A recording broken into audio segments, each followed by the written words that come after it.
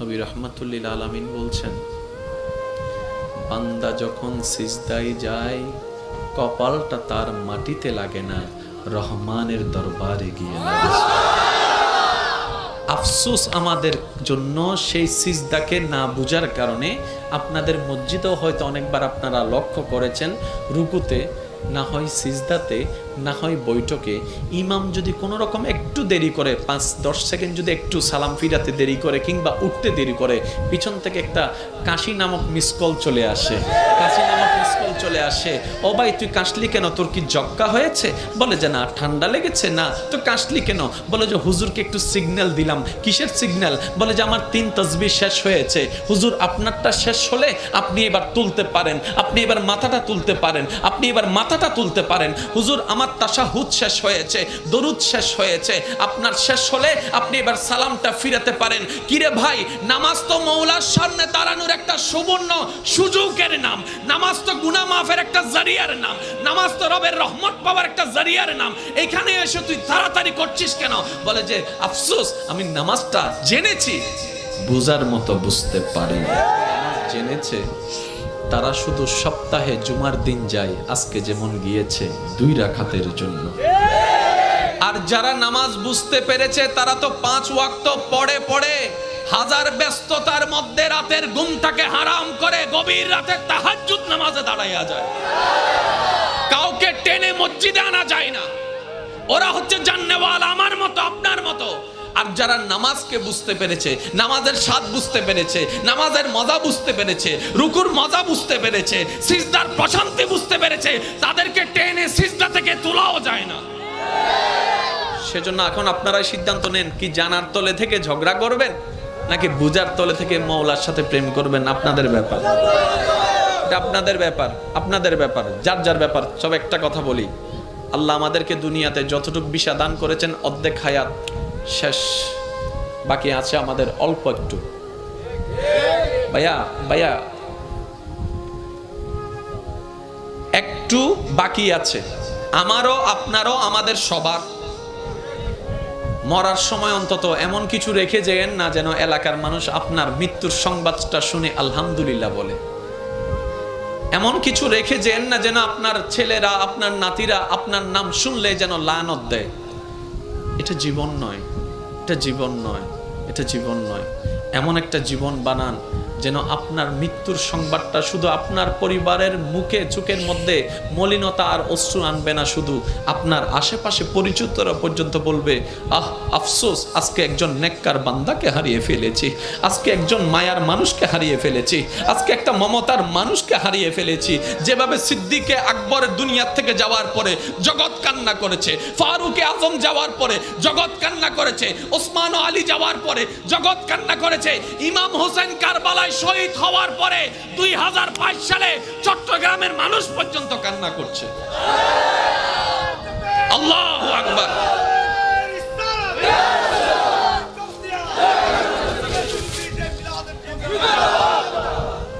কে দিছে? কে দিছে এটা? মাশাআল্লাহ, মাশাআল্লাহ, মাশাআল্লাহ, আলহামদুলিল্লাহ। আমি রাখছি, সবাই বলেন একবার মারহাবা। তাহলে একটার নাম জানা। অনেকে বলবেন হুজুর এই জানা এবং বুঝা শব্দ নিয়ে এতক্ষণ সময় পার করে দিলে কেমনে হবে? ভাই জানতে বেশিক্ষণ লাগে না, বুঝতে একটু সময় লাগে। এবার আসেন, জানাটা হয় কোন জায়গায়, বুঝাটা হয় কোন জায়গায়। মনোযোগ, মনোযোগ আছে। এবার আগে একটা কথা আমি শুনতে চাই, ওলামায়ে কেরাম এবং মুরব্বীরা যারা স্টেজ আছেন আপনারা কেউ রেসপন্স দিবেন না, শুধু আমার ভাই যারা আছেন রেসপন্স দিবেন। সফল হতে চান না ব্যর্থ হতে চান? আর একটু জোরে। কবর কি অন্ধকার বানাতে চান না আলোকিত বানাতে চান? হাসরে কি বেইজ্জত হতে চান নাকি ইজ্জত পেতে চান? জাহান্নাম পেতে চান না জান্নাত পেতে চান? আর এই সবগুলা পাওয়ার জন্য একজনকে খুশি করতে হবে, তিনি কে? সুতরাং আল্লাহকে যদি খুশি করতে মনেই চায় তাহলে কিছু কাজ করতেও হবে, কিছু কাজ বাদ দিতেও হবে। এমনি তার হবে না, কিছু কাজ করতেও হবে, কিছু কাজ বাদ দিতেও হবে। এবার আসেন, জানা আর বুঝা। আমরা জানি কোন জায়গা থেকে আর বুঝি কোন জায়গা থেকে, এই জিনিসটা একটু আইডেন্টিফাই করার দরকার। আচ্ছা আচ্ছা, এটা কি? আমি তো কিচ্ছু বলিনি, আপনারা বললেন সবাই মোবাইল, কিন্তু কেউ এটাকে লাইট বললেন না কেন?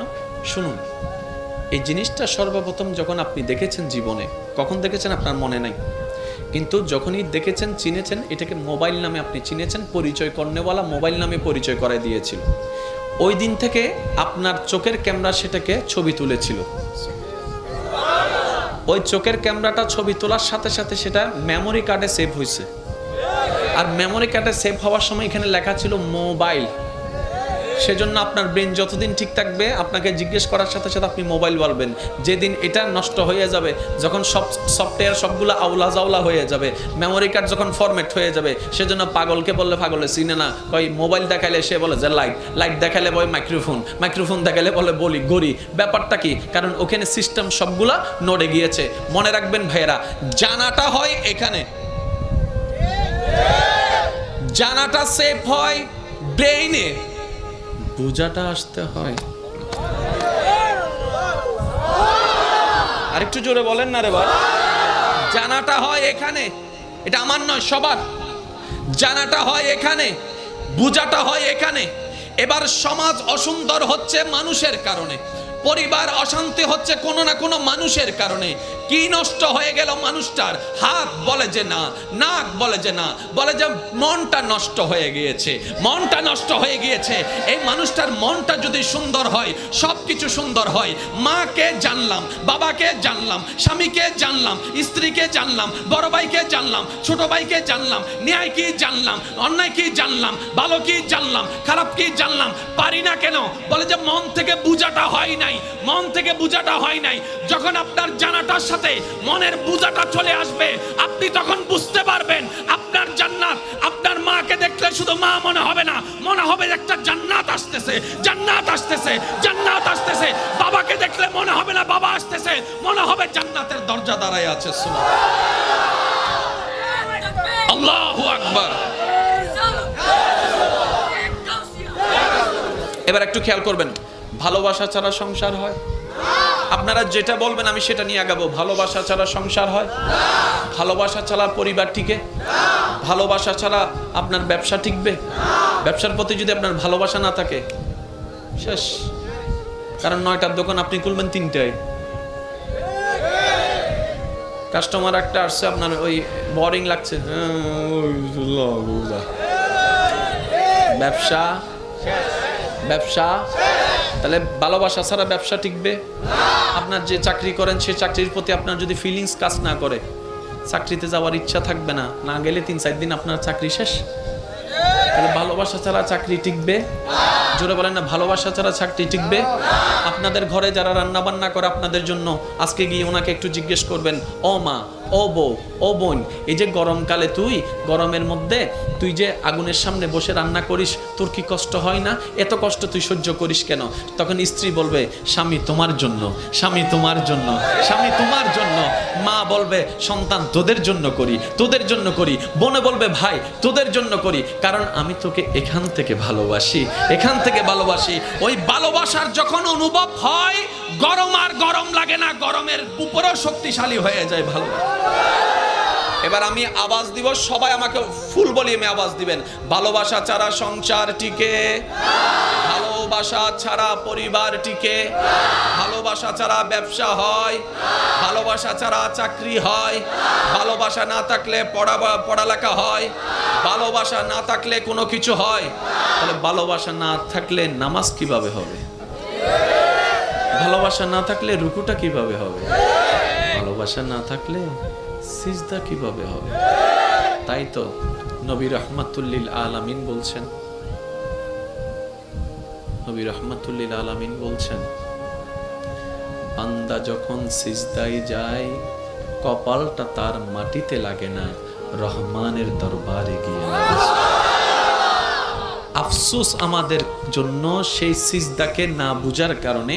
আপনাদের মসজিদেও হয়তো অনেকবার আপনারা লক্ষ্য করেছেন, রুকুতে না হয় সিজদাতে না হয় বৈঠকে ইমাম যদি কোনো রকম একটু দেরি করে 5-10 সেকেন্ড যদি একটু সালাম ফিরাতে দেরি করে কিংবা উঠতে দেরি করে, পিছন থেকে একটা কাশি নামক মিসকল চলে আসে, চলে আসে, ও ভাই তুই কাশলি কেন, তোর কি জক্কা হয়েছে?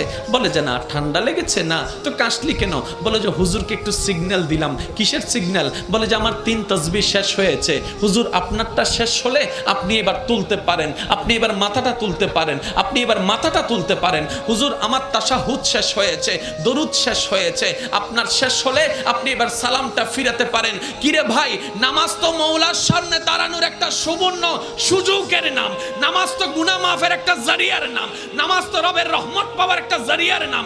এখানে এসে তুই তাড়াতাড়ি করছিস কেন? বলে যে আফসোস, আমি নামাজটা জেনেছি, বুঝার মতো বুঝতে পারিনি। যদি ভালোবাসা থাকতো সে আর কাশি দিতে পারতো না। সে বলতো যদি সিজদায় এতটু আরেকটু থাকতে পারি।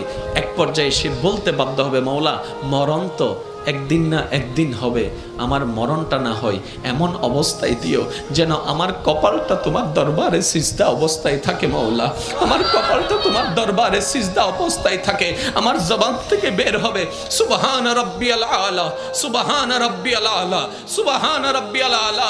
আমি বান্দা তোমার প্রশংসা করতে থাকবো, ওই মুহূর্তে যেন আমার জানটা তোমার দরবারে চলে যায়। সুবহান। ভালোবাসা ছাড়া কিচ্ছু হবে না। এবার আপনি মানেন না মানেন, এবার নিজেকে প্রশ্ন করুন। তর্কের দরকার নাই। নামাজের প্রতি কার ভালোবাসা কেমন এবং সে ভালোবাসার মূল কারণ কি? কারণ দুইটা, কারো ভালোবাসা জান্নাত, কারো ভালোবাসা রহমান। কিন্তু আমাদের বেশিরভাগের ভালোবাসা যদিও থাকে, সেটা হচ্ছে অনলি ফর জান্নাত, অনলি ফর, জোরে বলেন। এটা আপনাদের অনেকের মাথায় বসে নেই, একটু পরে আপনারা নিজেরাই বুঝতে পারবেন। বললাম না আজকে 50-50, আমি করব 50, বাকিটা আপনারাই সামলাই নিতে পারবেন ইনশাআল্লাহ। স্যার দেখি একবার যার যত শক্তি আছে মহব্বত নিয়ে একবার দরুদ শরীফ পড়েন। আল্লাহুম্মা